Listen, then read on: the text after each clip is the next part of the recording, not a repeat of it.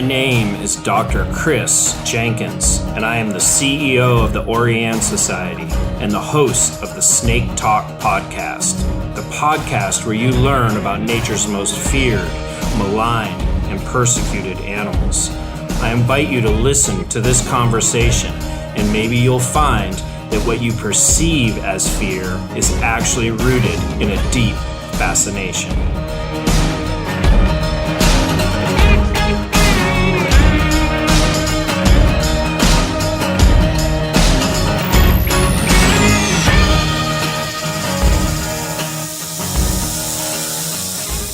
I am here with Stan Lake. Welcome to the Snake Talk podcast. Today, we're going to be talking about kind of an interesting story. Stan recently put out a book called A Toad in a Glass Jar, which is a book, it's a poetry book that really incorporates an incredible amount of kind of reptile and amphibian information and just a great little book. So we're going to talk about that later, but the story I want to lead up to it is really talk about, kind of Stan's life experiences and how those combined with his interest in snakes and reptiles and amphibians to get him to the point where he's putting out a book of poetry about them. And we'll also talk about some other things. He's done a number of music videos that incorporate snakes and other things. So we'll get to all of that. But welcome to the podcast, Stan. How you doing today? Doing great. I'm stoked to be here. Thanks for having me. Yeah. Well, as you likely know, I think you've listened to some episodes. I like to start from the very beginning, and I want to hear the story about how you got into reptiles and amphibians. Is that something that happened early in your childhood or something more recent? Yeah, it's something that's never not been a part of my life. I grew up in North Carolina, mostly in Randolph County, North Carolina early on, and raised by a single mom. She caught snakes and toads and would take us to creeks and, flip rocks and look for salamanders or crawdads, and had a grandfather that talked a lot about snakes and a great uncle, my grandmother's brother that was, I later learned worked for Bill Haast at some point, in the 60s or 70s, and just all these great storytellers. And it seemed like they always revolved around reptiles and amphibians, and it was never taboo for us. So most of my life I've always been more drawn towards amphibians and toads, but I've kept snakes. I've always probably had a snake or a frog or a toad at some level in my collection for as long as I can remember. Yeah. Well, that's a great story because, as you might imagine, most people that I interview, it's a much different story. Most people do have that. There's something about them, they were into it from when they were a child, but most people are kind of battling, it's their genetics and their inherent interest in these animals, battling like the behavior or the environment around them with people and, societies that are trying to get them not to like these things. So that's really fascinating that your family just has this deep history. And so you said your mom was really into these things. So she used to take you out into the field looking for animals? Yeah, we didn't have a lot of money, and it was kind of cheap entertainment, I guess. So my mom, she's fearless. I mean, my mom still texts me pictures of her. She plays golf a lot now, and so she'll text me her holding, black rat snakes or snapping turtles or whatever that she catches while she's out, and it's always a shock to her friends and people around her. But it's funny because I have pictures of that same style from all of my siblings and their kids, and it seems to transcend generations now, but yeah, she's just always kind of taking us out to show us those things, and we didn't keep them as pets as far as I had small little 10-gallon aquarium things, growing up here and there. But I was trying to think earlier. The first snake that I ever got as a pet, I think I was in 5th or 6th grade, and it was a gopher snake that we bought from a pet store. So it was the worst snake you can get as far as back in the early 90s. It was definitely wild, collected, and very, very spicy, but it taught me a lot. So. And it was a gopher snake from out west. It wasn't like a pine snake version from the east then? Yeah, it was from out west. Funny, we bought it way back in the day. I don't know if you're familiar with Reptile Basics. It's a company. They do a lot of supplies and heat tape now, but back in the early '90s through the maybe mid 2000s, he had a pet store called Piedmont Reptiles, and I was that weird kid that would hang out there, and we bought it from him at his one of his first shops. And so I think back then everything, even ball pythons, were wild collected just because they hadn't been bred yet. So Yeah. I mean, I remember us having one of those as well that my brother kept, and it came over from Africa with ticks. So it was interesting. And you don't think about those things when you're a kid.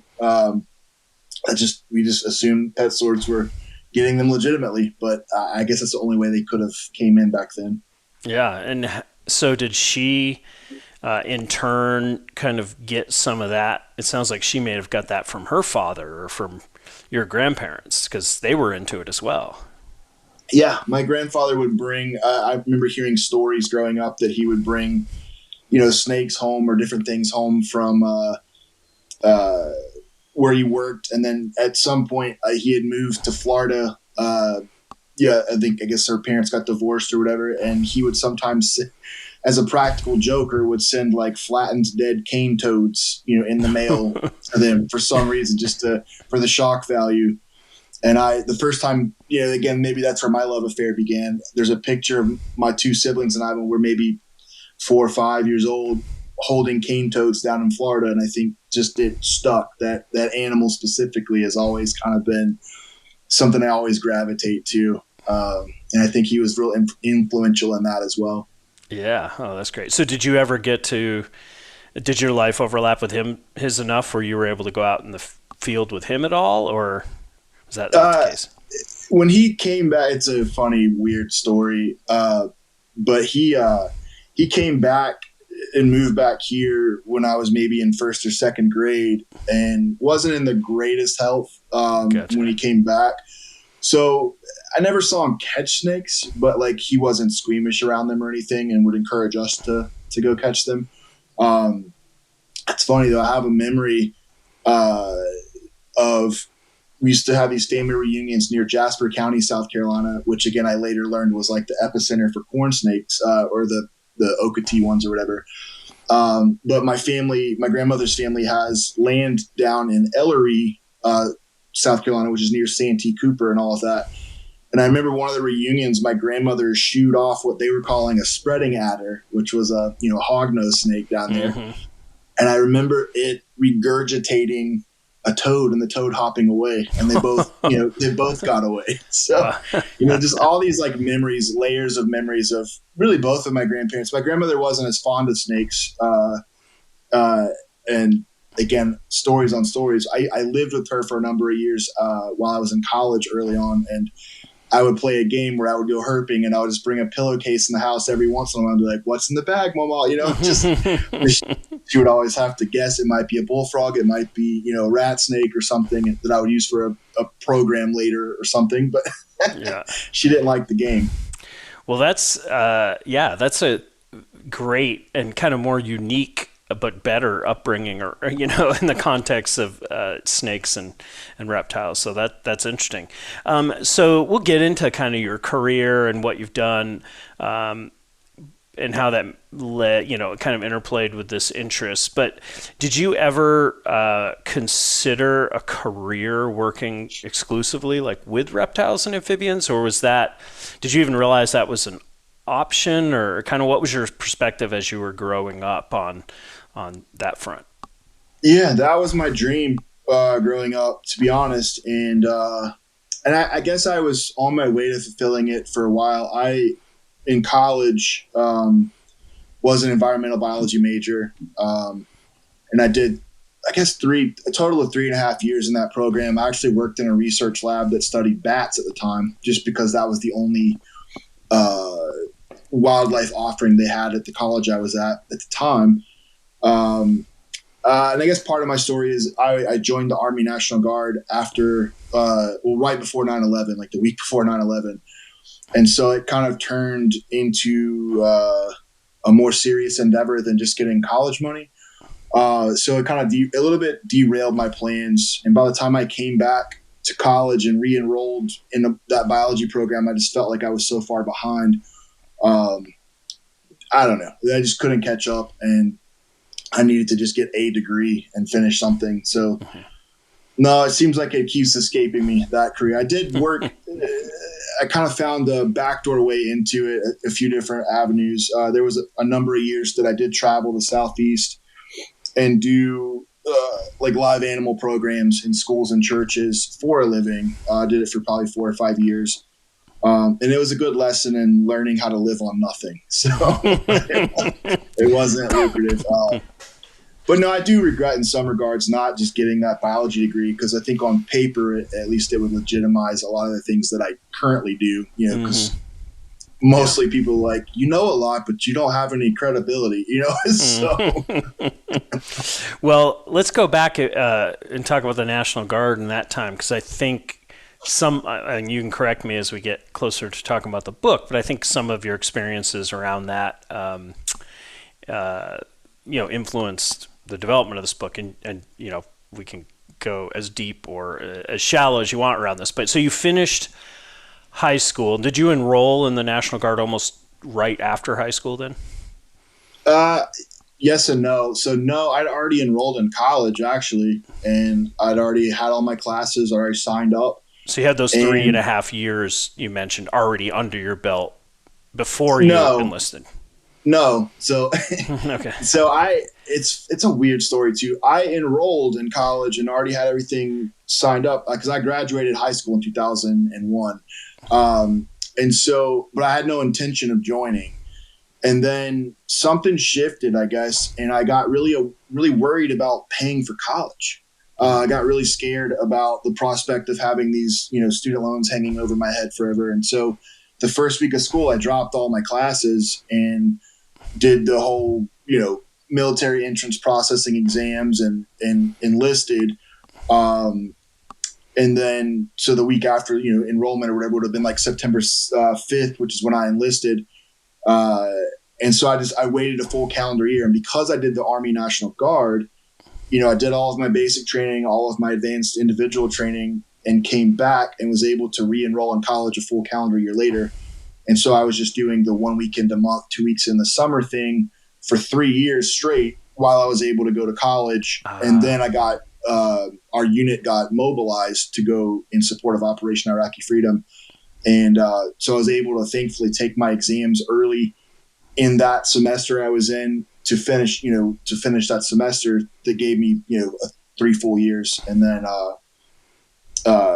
deployed. And, that's a funny story too, because I was working in the bat lab at UNCG at the time, and they let me take a Peterson bat detector with me on the deployment.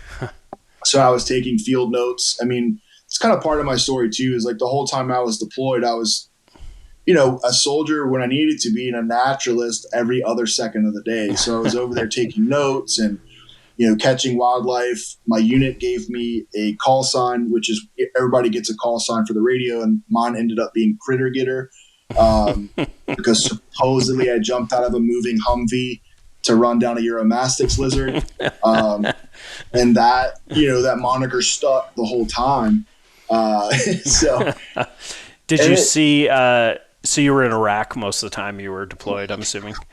I was in Kuwait and Iraq. So it's always the caveat there is we were stationed officially in Kuwait, but since I did convoys, I might only be in Kuwait, a couple days a month, but we were turning and burning, doing convoy missions all over the entire country of Iraq. So our missions ranged from a couple days to 3 or 4 weeks at a time. And then we would come back, kind of rest and refit at Kuwait for a day or two, turn around and go right back. So I spent more time in Iraq, the bulk of my deployment, but our official, duty station was in Kuwait. Did you see many snakes, either in Iraq or Kuwait? Or I was really bummed that only snakes I saw were I saw 1 or 2 dead on the road, which was a super bummer because we were looking for them actively. I did catch an Arabian limbless lizard, which initially cool. we thought was a snake. I flipped it under a rock, I think in Kuwait, and filmed that and was so excited to find it. I mean, we were learning. That's the weird thing. Like, we were learning about the natural history, because I'm not sure if you're aware, but like, especially at the time, the internet wasn't as advanced as it is now. I mean, early 2000s. The textbooks that existed, or the field guides that existed for that region of the world, were from the 1919 Mesopotamia expedition. So, I mean, there wasn't much. There was some Kuwait stuff, and then there was some Jordanian and UAE stuff, but there wasn't much specific to Iraq at the time. And so we were probably gambling with some of the scorpions and some of the things we were catching over there, just on like what was safe and what was deadly. But that was no snakes actually caught, but lots of lizards, lots of geckos, Uromastyx lizards. I saw desert monitors, didn't catch any. Other weird things like hedgehogs. We caught hedgehogs. I caught a couple of those, and so many birds. I mean, that we were able to watch. I mean, it's such a beautiful country, both Kuwait and Iraq, that you would never expect it to be a beautiful place. Like, I never thought it was, and it's still one of the most beautiful places I've ever been in certain times. Yeah. Well, and I love that they, gave you the sign, critter catcher, and I'm sure I can picture it, because you've probably been in other, stateside here, you've probably been in other groups of people where like that aren't as interested in, say, snakes or reptiles or amphibians, and you have the opportunity to interact with them, and you kind of change their behavior, even if it's like, I can just picture you with your unit and them kind of like giving you shit, but them also like swerving the Humvee not to hit a lizard. You know what I mean? Yeah, that's exactly what it was. And it's funny because there was a standing order, right? Like, in the Army, don't mess with the wildlife. I mean, it's like a punishable offense. So they'd give this, like, the captain would give this briefing, don't mess with the wildlife. And then they would pull me aside and be like, Lake, what have you found lately? I'm like, sir, is this a trap? I'll answer honestly. And of course they knew it was kind of that thing, like, we'll give you the leeway to do this, but understand if you get injured, bit, hurt, whatever, we're going to pretend like we didn't, and you're going to get punished for it. Like, we can't not punish you for it. But I mean, I caught bats, and I tried to be sly and get, the rabies inoculation, just to see if they would give it to me. Mm-hmm. And the Navy doc that was giving the shots was like, are you messing with wildlife? I'm like, no, sir. But I knew at the time from working in that lab that there was like not a vaccine for rabies, but there was something that a lot of the technicians that worked in our lab were getting to protect them. And I just wanted to see if the Army would give it to me for free. Yeah. And they would not. So how long were you deployed over in the Middle East? Yeah, we were there for a full calendar year. So I was there from August 23rd, 2005 to the 22nd or 23rd of 2006. Mm-hmm. And so then, assuming you came back to North Carolina, came back stateside after that, but you were still in the Guard. Maybe you're still in the Guard. I don't know, but I was in the Guard for another almost another year after that, and then I got out. So I did my full 6-year enlistment, and then just was kind of jaded and done with the military after all of that, and decided that I kind of gambled enough with my life that I maybe ought to go back to college or figure some things out or start another band or whatever thing I needed to do at the time, Yeah. Well, I want to get some more into some of that, but so you get back stateside and you go back to school. So what did you end up finishing your degree in? Yeah, polar opposite. So I ended up changing schools and finding a small Bible college, and I have a degree in biblical studies and practical ministry. I did a youth ministry focus for a while.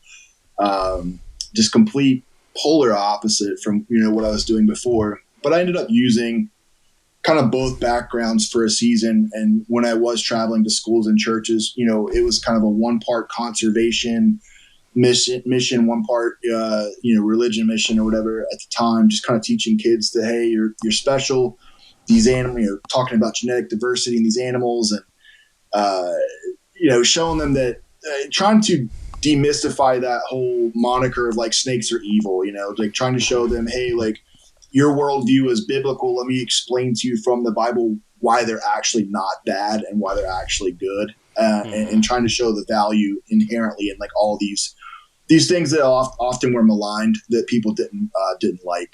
And I think I was pretty successful in that. Like I was probably the first, or the snakes that I brought were the first ones some of these people had ever encountered positively. And I really am proud of that as an ambassador kind of for the species or for reptiles and amphibians as a whole, you know. Hey everybody, I just wanted to take a break and tell you guys that snakes are one of the most persecuted groups of animals in the world, but we are dedicated to changing that. The Orianne Society works every day to ensure there's a future for these amazing animals. If you care about snakes, wildlife, or wild places, and you like what you've been hearing on the Snake Talk podcast, support us today by donating on our website at www.orianne.org.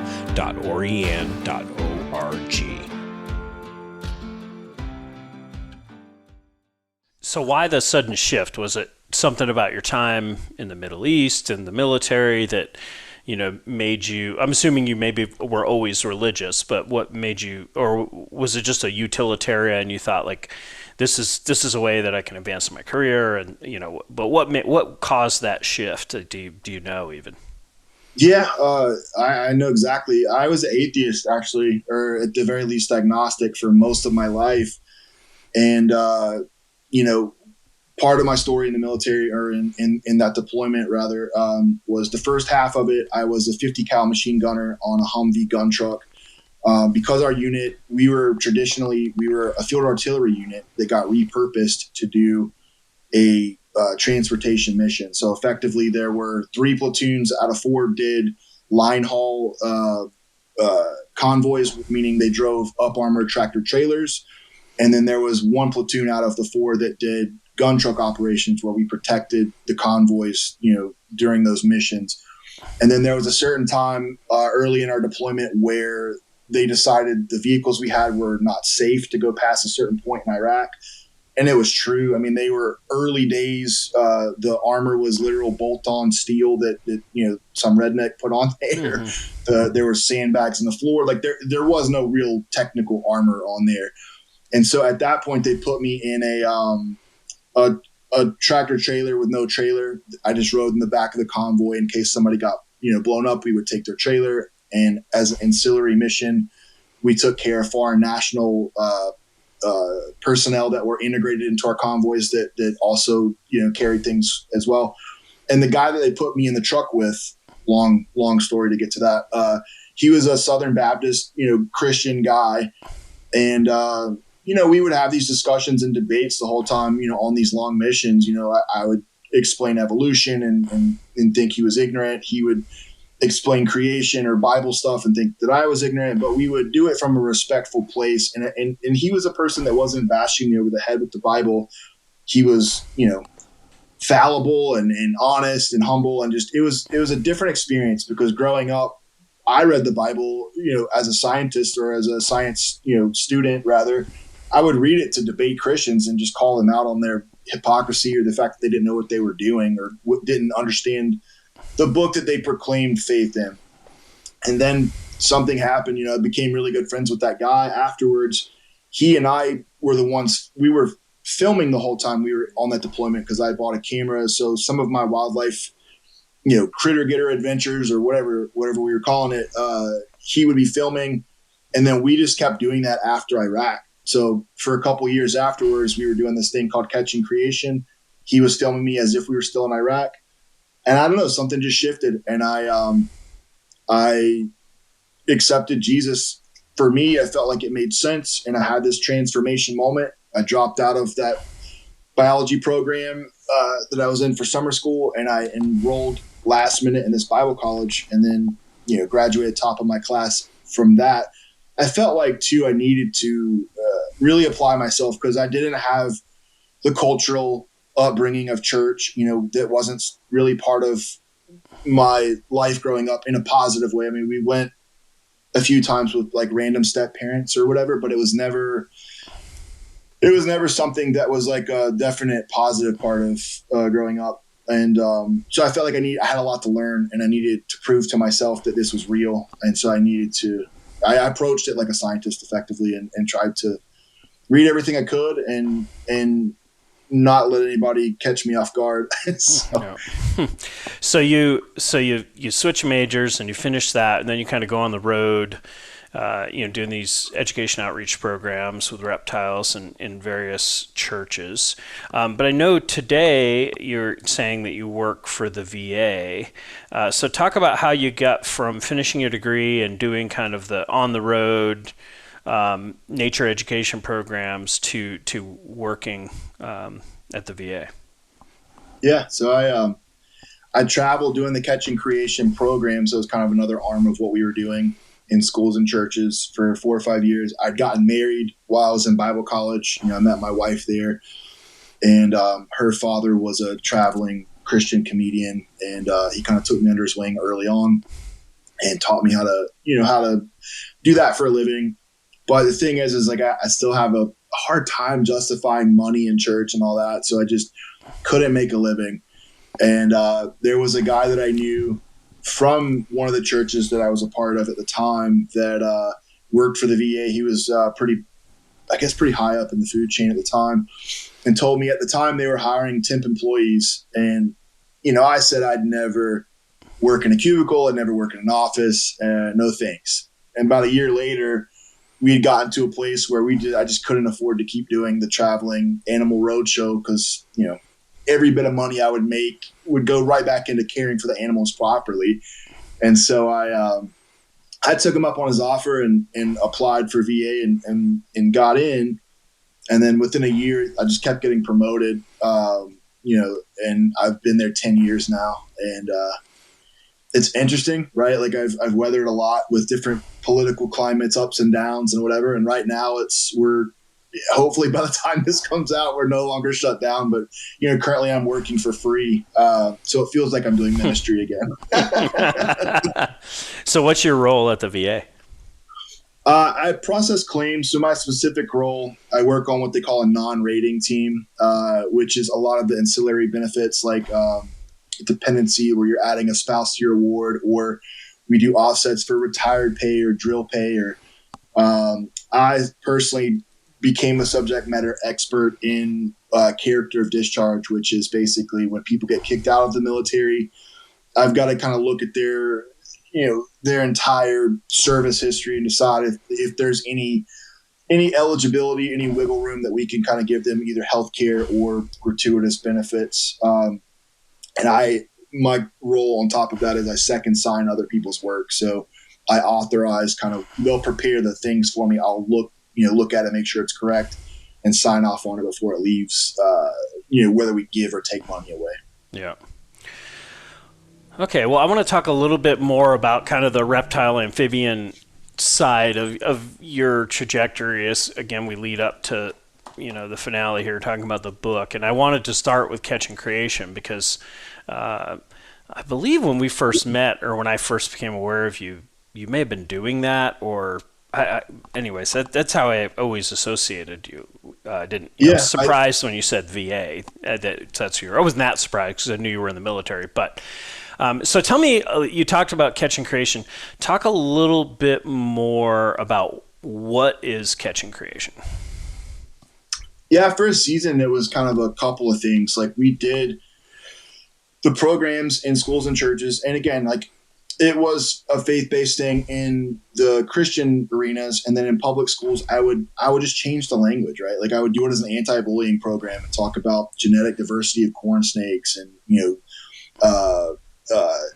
the aspects of evolution on like a hognose and how it's, got the specialized teeth for puncturing the toads, or have it, the saliva neutralizes the toxins in them and whatnot, and just would kind of talk, let kids ask questions and just kind of geek out about reptiles and amphibians and get paid for it. Like it was amazing. I just didn't pay well enough to keep me afloat. And was any of this was all in-person programs? You weren't doing anything.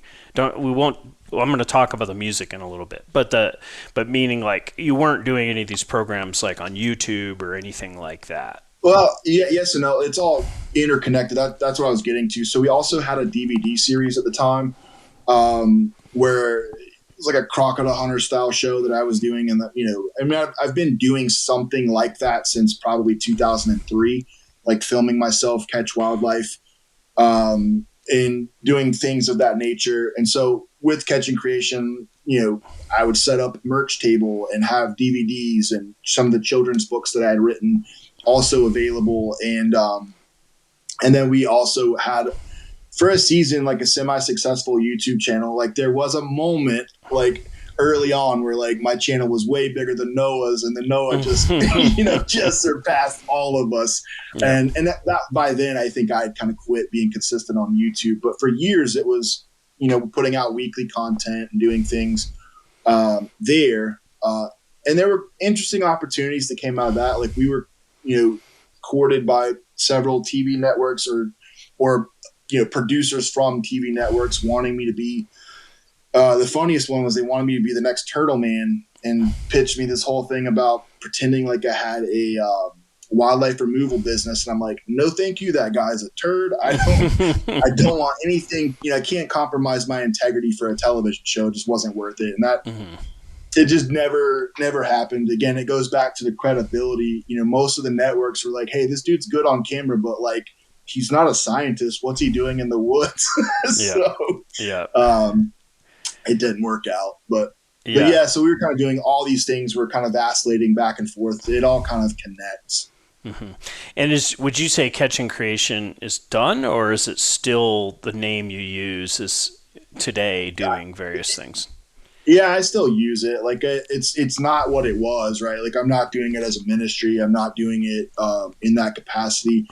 There is a project that we've been working on off and on for a number of years that the pandemic initially kind of squashed, but we were doing a documentary, like a legitimate documentary series called North Carolina Wild. And all I have to do is edit it. And for whatever reason, I just haven't. I got to film a few interviews, but it was kind of like a Planet Earth style thing that we were doing just on North Carolina, and some of the snakes and salamanders and things that we kind of have here that were unique, and kind of how people engage with wildlife. But I will eventually finish it. I don't know. I lost a lot of steam on that project when we had built up and then just kind of fizzled out for a while, and it's very hard to do alone. So yeah. Well, let's talk about music, because one of the ways that I've learned about you, I don't know, it was probably almost 10 years ago, maybe. I saw this video. I don't know, maybe it's not, you can tell me, maybe it came out 2 years ago, but this video called Ain't No Copperhead. And if anybody has not seen it, they should look it up. And actually, maybe if you're comfortable with it, maybe we'll dub in 30 seconds of it here into the episode. But anyways, it's just great message, real music video. Humor involved. It was just great. So talk a little bit about your background in music and how it culminated into, Ain't No Copperhead. I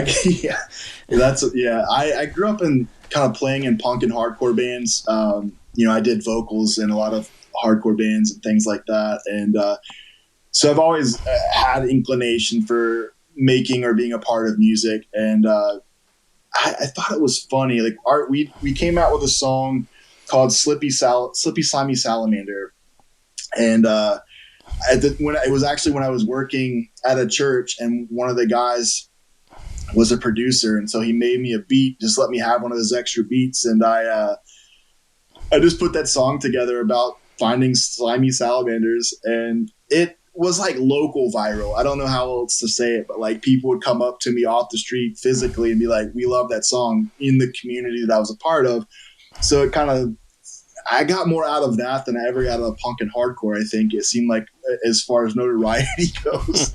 And so we followed that one up with Ain't No Copperhead and did a little bit more production with that. And, I linked up with Stephen and Thomas Levine, which I know Thomas at least has been a big part of the Oriane over the years, and or as far as contributing and whatnot. But he's a great singer. He's also a producer, recording engineer. His brother, same deal. And so with that, I think with those two guys and my buddy Daniel from Iraq, that's always been a part of Catching Creation, and then Chance Deemster, we just created these songs that were fun conservation hip hop songs. We actually did a country song too, just as a pure joke to make fun of the formulaic, like Florida Georgia Line style country, and it's horrible on purpose.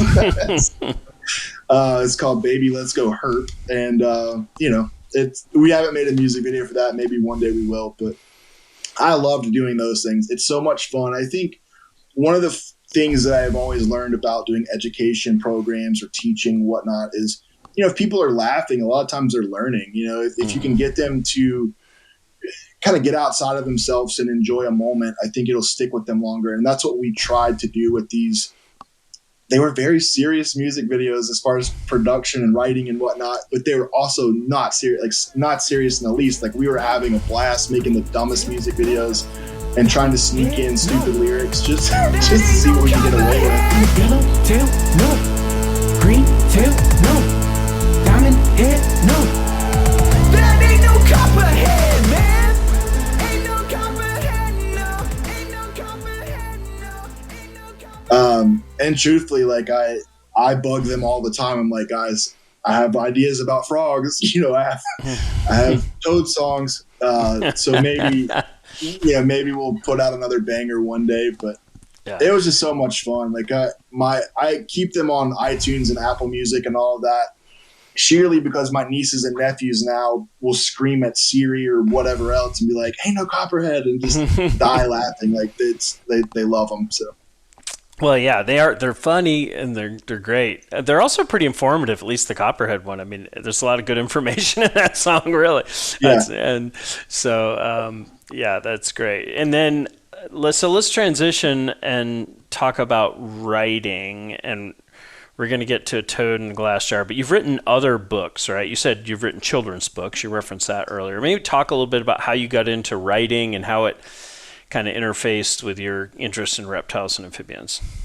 Yeah, there's a direct line of interest. The first thing I ever got published in a national publication was when I was early in college. I wrote an article for Reptiles magazine just about finding chorus frogs, because I've always been fascinated with chorus frogs. And they published it, I think, in 2004, 2005. And that really got me thinking, a lot about trying to write some of my adventures as well. For a number of years, like I said, I was filming a lot of that stuff too. But I found that, I could get more traction with writing. I wrote for the North Carolina Herpetology Society a couple times way back in the day. I actually wrote for you guys, for Oriane, for one of the magazines. I want to say it's maybe the last print magazine, about, the sandhills of North Carolina, which I'm just in love with. And so for me, writing has always been a way to communicate. It's always been kind of my first creative love. I'm a half decent photographer and an okay videographer, but I think writing is kind of where I always fall back to. So my first children's book was The Not So Ordinary Journey of Todd the Toad. It was just about an albino toad that got picked on. And we followed that up with, I think, The Halloween Traveler came next. It's just about again, all these books basically were about like being friendly and being friends with people and liking the other, essentially. So it was about like an alien that crash lands on Halloween and him making friends and going trick-or-treating. And then the last one was called The Wonder of It All, which was kind of like a conservation bent to it, about just kind of the wonder of nature and kind of giving kids autonomy to say, hey, like, these things, you're in control of, like, the environment effectively, so that you can, help protect it. You need to know that it exists and so that you can love it and protect it for the future, is kind of the overall message. I did write another book, kind of like a Christian devotional type book, that I used a lot of these animal analogies that I would do and kind of reference back to scripture. And I don't usually talk about that one. I was proud of it at the time. I'm like as far as any kind of monetary thing, it definitely was a huge failure, but I was glad to have done it. And it's probably why it took me another 10 or so years to put anything else out in print as far as a book is concerned, with this new one. So. Mm-hmm. Well, so A Toad in a Glass Jar. So this is your book of poetry that just came out, a week, 2 weeks ago? So very, very recently. And we're going to talk about where people can get that. But I want to talk about this. So what you don't hear about a lot of poetry books that really incorporate reptiles and amphibians. How did the idea for this book, like what's kind of the genesis of the book? Yeah, I started following, I saw a call for this anthology of veteran poetry back in 2015 or 16. And I submitted some poetry to that, and then kind of through a change of events, the publisher changed from one to another and ended up being this new small publisher for veterans called Dead Reckoning Collective. And I got, I think, 6 or 7 poems in their first anthology. And then they put out a couple more, and I got, one in each of their follow-up ones. But I maintained a relationship and a friendship with those guys. And so when I decided, I have a bunch of poetry on my computer because I've been writing, off and on since probably middle school, just different little things where I'd write on the back of a piece of notebook paper or a receipt or something and throw it in my pocket. It helped, when I was in hardcore bands writing lyrics, they're essentially poems that I just, with a beat to them. And so this book, I started thinking seriously about making it, like my own poetry book, probably 2021, and started just kind of compiling what I had. And then I started writing some new stuff and submitted this book to the publisher for their review process in early 2023. And by the end of that year, it had gotten accepted, and it just took another couple of years for it to, process. I learned, when you're not self-publishing, if you're doing it through an actual publisher, it takes some time. And this took a couple of years to get from concept to reality with them. But throughout the process, it took shape in a bunch of different ways. I think right before I submitted it to them, I had changed the title from something else to A Toad in a Glass Jar because I had written that poem. And I was like, actually, that makes a good title as well for the book. And then once I had that idea of it being called A Toad in a Glass Jar, I decided, well, this book has got a bunch of different parts to it. So I decided to break the chapters up, or the headings rather, up into the life cycle, a crude life cycle of a toad. So there's the beginning of the book is the beginning phase, which is my childhood, and it represents itself by, frog eggs. And then there's larval phase, which is tadpole, metamorphosis, which is kind of adolescence, adulthood, and then adult phase, which is the full-grown toad, kind of as far as the headings of the book are concerned. And I weave in and out of that. They're all different eras of my life, but everything, just from what we've been talking about, you'll see it's like everything I've done is kind of, I got these weird woven layers, kind of everything touches everything else all the time, it feels like. Hey everybody, I just wanted to take a break to let you know that you can stay connected to the Orianne Society by signing up for our monthly newsletter. Be the first to receive exciting updates on reptile and amphibian conservation, from the latest news and staff blog posts to exclusive announcements like upcoming Snake Talk podcast guests. Go to our website at www.orianne.org and sign up for the newsletter at the bottom of our homepage.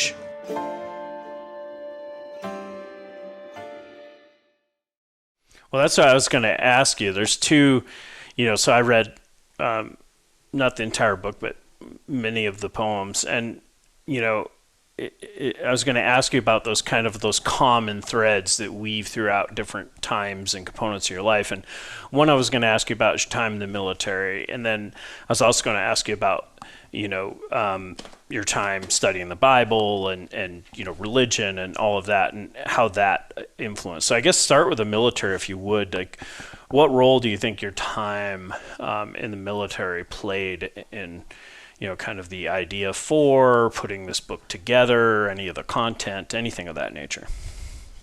Right. I think it's funny. It's one of the smaller sections as far as time goes of my actual life, but probably the biggest influence, good and bad, of my life. And so it played a pretty big role in this book.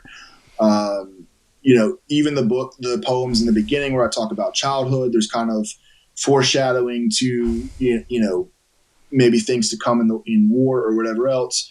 I talk about growing up in the South and doing things in nature with my siblings. And then there's kind of the looming, like, we played war as kids, but now it got real, so to speak, later on. And so it's a through line. I think the through lines for this book, you're right. To be honest, the main through line is dissonance. It's me not struggling with growing up in the South, but some of the nuance of what that looks like. There's the dissonance that I feel about my military service, where I'm very proud to have served. I didn't believe in the war at the time. I'm still very conflicted about our role in that, all of that. But I wouldn't trade my experience because I think it helped form who I am today. And then, of course, the faith side of it, whether it's, I became a believer, but I'm also very jaded in the system. And that finds its way in there. Like, I still profess faith, in Christianity, but I don't like a lot of what I see in the public sphere regarding it, if that makes sense. Where it is, as someone who's studied these things, it's frustrating to see them the same way I get frustrated when people think snakes are bad or evil. I get frustrated when, culture paints a certain picture of Christianity because of bad people. And so some of that stuff makes its way in there. But again, everything is kind of tightly woven together, and they all kind of touch each other. Mm-hmm. Do you have that book handy? And would you be willing to maybe pick a poem that you could read to us today on the episode here? Sure. I just flipped straight to one. I have it in my hand. And this one is, it's in the early section of the book. It's called An Ode to Toads. It says, often I'm asked why I fancy toads, why I'm so fond of hunting those wet roads. What a weird bond I've made, I guess you could say. I've always been fond of knowing their ways. With their sidelong looks and frowning facial display, quoting facts I learn in books and lessons learned by babbling brooks, they just always seem to get me, like we could be friends instantly. I didn't have many friends to show, but I've always had toads. Easy to catch and easier to like, toads rule my heart on every warm summer's night. That's a fun one. And then there's another. Yeah, please read another one if you find have one another of mine. toad. All right, this one's called. Let's see. Yeah, this one's called "I Hope Heaven Is a Wild Place." I read when this I one. die. Say that again. I read this one. Go ahead. Okay. When I die, I hope I find that heaven is a real place and that I've been found worthy. But streets of gold and gates of pearly don't really mean all that much to me. Give me a dark rolling wood, one with creeks and mossy logs, boulders and caverns and ponds to explore. I want to spend eternity the way I spent my childhood. Let loose among thorn and thistle, coaxing snakes and frogs from their dens. If this were the place, I'd make eternal amends. When I shed my mortal coil, I'd love to sit by a river running rapidly. Oh, how that'd be the way to spend eternity. Let me have a dog or three, perhaps a pack, we shall see. Wild places and all those who live there are the things I'll truly miss most. I've heard sermons about mansions in the sky, but God, you can save the space. Heaven for me is a wild place. Let me dig in dirt and swim in oceans blue. If life is to end, I pray these things to be true. Excellent. So, who do you think, not that you wrote this for you, but who do you think, like what audiences do you think would appreciate this book and why? I definitely think if you're a global war on terror veteran, you're going to get it. But I also made a point to add a lot of stuff like what I just read, because I didn't want to just target. That is the beauty, the blessing and the curse maybe of this publishing company is they're very, geared towards the veteran community, which is good because they've fostered creativity in that community, and the people are reading poetry that probably wouldn't have otherwise read. But I also don't want it to be an echo chamber. So I made a very strong point I think it's to people that have grown up in the Southeast, you're going to get it. You'll resonate with a lot of the themes in here. People that either have come into or out of the faith community, you're going to resonate with probably the dissonance or maybe some of the more tender moments in there. I think it's just people like me that have like a weird conflicting background. It's we're all not just one thing. But I mean, also, if you just wanted to pick a section, it's like it can work for multiple different types of people, and you just eat the meat and spit out the bones, I guess, so to speak. Because I feel like there is something for everyone in there, as cliche as that is to say. But I tried to make a deliberate choice not to just make it one thing. Well, that's great. I enjoyed what I've read of it so far. And so people are interested in reading more of the book, and where's the best place for them to purchase it? You can find it for sure anywhere you get books, Amazon, Barnes & Noble, whatever. I would prefer, if you could, get it from Dead Reckoning Collective. It's deadreckoningco.com from the publisher's website. But I understand most people are going to go to Amazon, so it's available. You can probably ask your local bookstore if you have an independent bookstore. They should be able to order it as well, and that's another good source because it gives back to your community. So, but they're everywhere. Yeah, and we'll put the link in the show notes to that Dead Reckoning site, so people can get right there and get access to it. We'll also link in at least Ain't No Copperhead, so they can get that as well. Great. Well, we've been going for approaching an hour here, so it's gone pretty quick. But let's. I think you've listened to some episodes, and but oh, yeah. I always like to have all of my guests tell me a snake story. So Stan, what's your best snake story? I'm going to tell you an embarrassing snake story. Ever since we came back from that Iraq deployment, I've been fascinated with the invasive wildlife problem in Florida. While I was there, people were sending me newspaper clippings, because at the time that was when it was new.